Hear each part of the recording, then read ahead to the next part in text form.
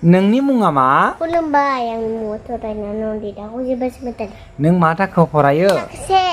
नोंनि फरायसालिनि मुङा मा? बोन्दोराम कसारि गुदि फरायसालि नन्दिता अ नोंनि लोगोफोरा मोनसे बाथ्रा मिथिनो लुबैदों अ अनजिमाफोरखौ दानख'नायाव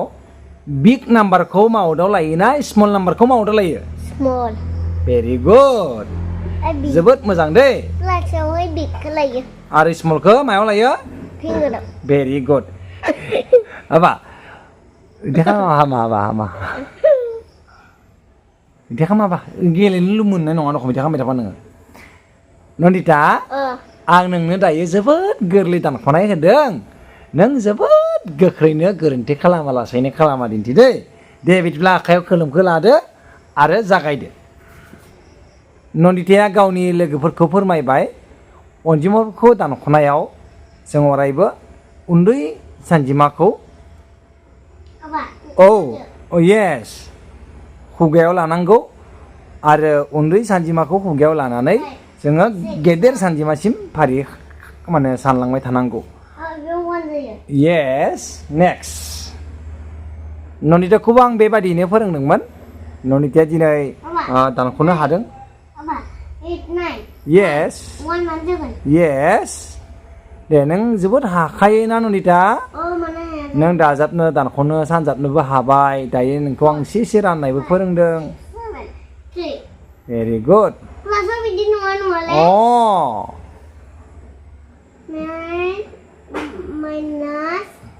9 equals 0 yes zero yes ne 1 very good 100 yes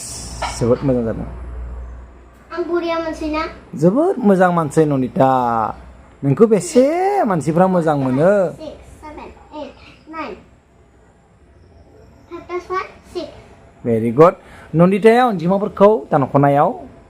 गाहायाव थानाय उन्दै सानजिमाखौ खुगायाव लादों बिनि उनाव गेदेर सानजिमासिम साननानै मोनबेसे आसि मोननो हादों बेनो जादों दानख'गासै दै लोगोफोर नोंथांमोना गथ'फोरखौ दाजाबनाय दानख'नाय सानजाबनाय फोरोंनायनि सिगां गिबियावनो उन्दै गेदेर सानजिमाफोरखौ सिनाय होनो नाजा आरो लोगोसे जरा बेजराफोरखौबो सिनाय होनो नाजा अब्लानो गथ'खौ गोरलैयै जोबोद मोजां फोरोंनो हागोन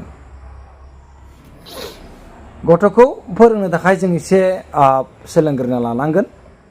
गोरलै मेथड बाहायनानै जों जेसे हागौ गथ'खौ फोरोंनो नाजा